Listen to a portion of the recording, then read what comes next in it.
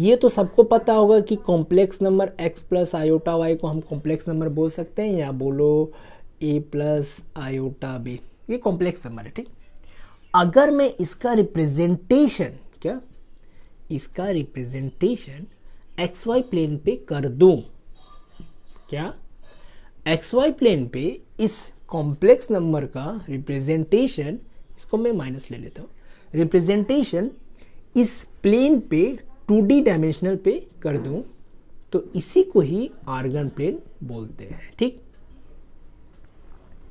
इसका करूं तो a माइनस बी। ठीक, क्लियर हो गया। तो ये जो रियल पार्ट होता है वो पॉजिटिव एक्स एक्सिस पे होता है, और जो इमेजिनरी पार्ट होता है वो वाई एक्सिस पे होता है। तो बस यही होता है आर्गन प्लेन। कॉम्प्लेक्स नंबर का रिप्रेजेंटेशन इस 2 डायमेंशनल या एक्स वाई प्लेन पे करवाने को ही आर्गन प्लेन बोलते हैं। ठीक, क्लियर। अब ये पोलर रिप्रेजेंटेशन क्या होता है, देखो ये भी बहुत इजी होता है। देखो पोलर रिप्रेजेंटेशन, मान लो कि ये एक्स वाई प्लेन पे एक कोई कॉम्प्लेक्स नंबर है एक्स कॉमा वाई। ठीक, तो इस ओरिजिन से इस पॉइंट तक का जो डिस्टेंस होता है वो r होगा, और ये जो डिस्टेंस कितना एंगल बना रहा है इस पॉजिटिव एक्स एक्सिस से, इसे हम थीटा ले लेंगे। तो जो पोलर रिप्रेजेंटेशन और पोलर फॉर्म जो होता है इन दोनों के कॉम्बिनेशन से बनता है। तो पोलर फॉर्म देखने में कैसा होता है, r cos theta plus i sin theta, ये होता है पोलर फॉर्म। क्लियर हुआ। और ये जो r होता है ये बराबर होता है मॉड ऑफ जेड, और मॉड ऑफ जेड जो होता है x प्लस आयोटा वाई, तो मॉड जेड जो होता है X square plus Y square के बराबर होता है। ठीक, तो यही होता है पोलर फॉर्म या पोलर रिप्रेजेंटेशन। दो चीज के कॉम्बिनेशन से बनता है, इसको हम लोग आर्गुमेंट भी बोलते हैं। ये जो थीटा है, ये जो एंगल है, इसे हम आर्गुमेंट भी बोल सकते हैं। और ये जो डिस्टेंस है r, ठीक, इसे हम मॉडुलस भी बोल सकते हैं, क्योंकि ये मॉड जेड के बराबर होता है। तो इन दोनों की कॉम्बिनेशन से पोलर फॉर्म बनता है, यही होता है पोलर फॉर्म। ठीक, क्लियर।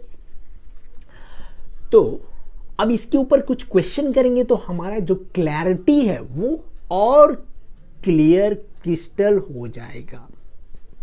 ठीक, तो देखो क्वेश्चन क्या बोल रहा है, राइट द आर्गुमेंट, क्या बोल रहा है, right the argument 1 plus iota, इसका आर्गुमेंट हमें निकालना है।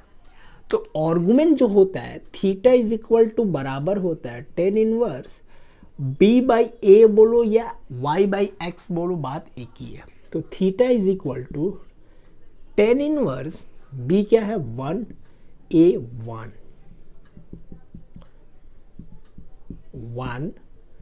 1 कब होता है 45 पे होता है, और ये 45 को रेडियन में मैं लिखूं तो पाई बाई 4। ठीक, क्लियर, क्रिस्टल क्लियर। अब हम दूसरे क्वेश्चन पे आते हैं। ठीक, तो अगला जो क्वेश्चन है, राइट द प्रिंसिपल आर्गुमेंट, हमें क्या लिखना है, प्रिंसिपल आर्गुमेंट।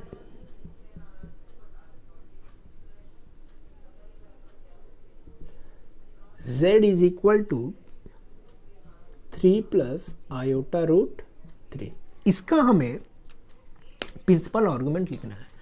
तो प्रिंसिपल आर्गुमेंट का मतलब theta is equal to tan inverse root 3 by 3। इसको और अच्छे से मैं सॉल्व करूंगा तो ये कुछ इस तरह से होगा, root 3 by 3 root 3 by root 3, rationalise कर दिया।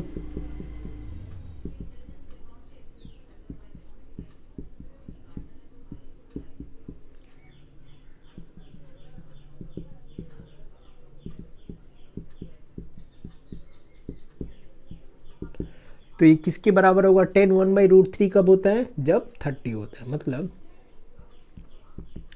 π/6। ठीक, क्लियर हो गया।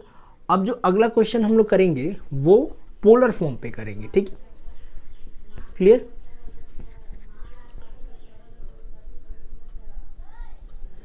तो अगला जो क्वेश्चन है वो बोल रहा है राइट √4 इन दी पोलर फॉर्म। √4 को पोलर फॉर्म में लिखना है।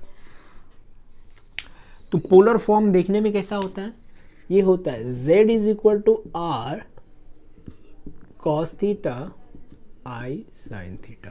ठीक, तो पोलर फॉर्म में हमें लिखना है तो हमको दो चीज चाहिए होगा, पहला तो ये r और दूसरा ये थीटा। इन दोनों वैल्यू को हमें निकालना पड़ेगा। ठीक, तो ये जो √4 दिया हुआ है इसे हम लोग लिख सकते हैं √4 + i/0, कोई दिक्कत नहीं है। ठीक, तो यहां से मेरा r cos थीटा = √4 हो जाएगा और r i sin थीटा हो जाएगा हमारा 0। ठीक, i/0, तो i कैंसिल हो जाएगा। तो अगर मैं बोथ साइड स्क्वायर कर देता हूँ, क्या कर देता हूँ, स्क्वायर, तो ये हो जाएगा r² cos² थीटा 4 और ये हो जाएगा r² sin² थीटा 0। ठीक, क्लियर है।